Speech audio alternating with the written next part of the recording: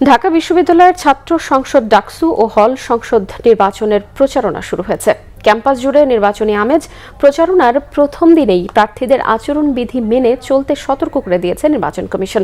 ভোটের দিন striking force হিসেবেও কাজ করবে সেনাবাহিনী। কমিশনের বিরুদ্ধে নানা অভিযোগ প্রার্থীদের। তাদের সংখ্যা বুথ কম হওয়ায় ভোটও পড়বে কম। তবে নির্বাচনের চূড়ান্ত প্রার্থী তালিকা ঘোষণা করা হয়েছে। ২৮ জন প্রার্থিতা প্রত্যাহার করার পর চূড়ান্ত প্রার্থী রয়েছে ৪৭১ জন এবং মোট ভোটার ৩৯,৮৭৪ জন। রিপোর্ট করছেন ফরুক বাবু। কঠোর সতর্ক বার্তার মধ্য দিয়ে ডাকসু নির্বাচনের প্রচারণা শুরু হয়েছে। বুধবার প্রথম দিনে সকালেই প্রচারণা শুরু করেন স্বতন্ত্র প্যানেল ডিইউ ফার্স্ট ও ইসলামী ছাত্র আন্দোলন সমর্থিত সচেতন শিক্ষার্থী সংসদ প্যানেলের প্রার্থীরা। তবে বিশ্ববিদ্যালয়ের সিনেট ভবনে প্রধান নির্বাচন কমিশনারের সাথে বৈঠক থাকায় প্রথম দিনের প্রচারের সময় দিতে পারেনি ভিপি, জিএস ও এজিএস প্রার্থীরা। বেলা ১১টায় সিনেট ভবনের প্রচারণায় আচরণবিধি নিয়ে দিক নির্দেশনা দেন প্রধান নির্বাচনী কর্মকর্তা। প্রতিটা কেন্দ্রে ভোট হিসাব করে স্ক্যানিং করতে ৩ ঘন্টা লাগুক ৪ ঘন্টা লাগুক, এই সময়টা আমরা তোমাদের কাছে চাইবো। ততক্ষণ পর্যন্ত ধৈর্য ধারণ করে কেন্দ্রে কেন্দ্রে অবস্থান করতে হবে এবং কেন্দ্রে রিটার্নিং অফিসার যারা দায়িত্বে থাকবেন ওনারা সেখানে হল এবং ডাকসু রেজাল্টটা ঘোষণা করে দিবেন। প্রার্থীরা আচরণবিধি লঙ্ঘন সহ নানা ধরনের আপত্তি জানালে মীমাংসা ছাড়াই সভা শেষ করে নির্বাচন পরিচালনা টিম। পরে ডাকসু প্রার্থীরা জানান, ভোটার সংখ্যার তুলনায় ভোট গ্রহণের ৮টি কেন্দ্র যথাযথ নয়। প্রায় ৪০,০০০ ভোটার হলেও নির্ধারিত সময়ের মধ্যে অর্ধেক ভোট পড়ার আশঙ্কা তাদের।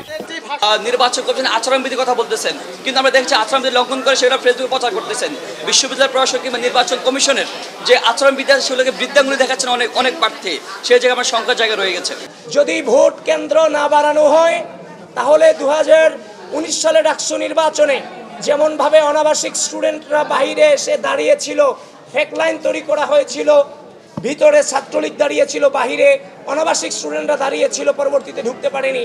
কিন্তু এবার রিয়েল লাইন হয়েও অনাবাসিক স্টুডেন্ট কিন্তু দেরিতে যারা আসবে তারা ভোট কেন্দ্রে হয়তো বা নিজেদের ভোটটা প্রয়োগ করতে পারবে না। এদিকে ডাকসু নির্বাচনের সময় পরীক্ষা চলমান রাখায় প্রার্থীরা ক্ষোভ প্রকাশ করেছেন। এবং তো আমরা যদি প্রপাগান্ডা করি, আমরা যদি সে আগের কায়দায় ট্যাগিং এবং ফ্রেমিংয়ের রাজনীতি করি, তাহলে শিক্ষার্থীরা, আমরা এই ধরনের যারা কাজ করতেছি শিক্ষার্থীরা তাদের বিরুদ্ধে অবস্থান নেবে। নির্বাচনকে সামনে রেখে অন্তত ৫-৬ দিন যেন পরীক্ষাগুলো পিছিয়ে দেওয়া হয়। তবে নির্বাচন কমিশন আমাদের এই কথাগুলো শোনেননি। এখানে মনে হয়েছে তারা একটা দায়সারা কাজ করছেন। আচরণবিধি লঙ্ঘনের আলাপ বারবার করা হলেও তারা এই আচরণবিধি নিয়ে কোনো আলোচনা করেন নাই। তারা বারবার করে আচরণবিধি লঙ্ঘন করলে তারা এই করবেন সেই করবেন ইত্যাদি থ্রেট দিয়ে যাচ্ছেন, কিন্তু আমরা এখন পর্যন্ত আচরণবিধি লঙ্ঘিত হওয়ার জন্য কারো বিরুদ্ধে কোনো রকম পানিশমেন্ট দেখি নাই। প্রার্থীদের অভিযোগগুলো বিবেচনা করার কথা জানিয়েছেন প্রধান রিটার্নিং কর্মকর্তা। তাদের দাবির প্রেক্ষিতে আমরা নির্বাচনের আগের দিন, নির্বাচনের দিন, নির্বাচনের পরের দিন সকল পরীক্ষার বিষয় আমরা প্রশাসনকে লিখছি। প্রশাসন সেতে রাজি হয়েছে, বন্ধ করে রাখবে। ভোট কেন্দ্র বাড়ানো আর কোনোভাবেই সম্ভব না, কারণ এটার সাথে অনেক কিছু জড়িত, কস্ট জড়িত, অনেক ধরনের ব্যবস্থাপনা জড়িত। আমরা সব কিছু মিলেই ছাত্রছাত্রীদের দাবির প্রেক্ষিতে আরও 2টা কেন্দ্রে বাড়িয়ে আমরা 8টা করেছি। নির্বাচনী প্রচারণার শেষ দিন আগামী 7 সেপ্টেম্বর সকাল 10টা থেকে রাত 11টা পর্যন্ত প্রচার চালানো যাবে। ভোট গ্রহণ 9 সেপ্টেম্বর।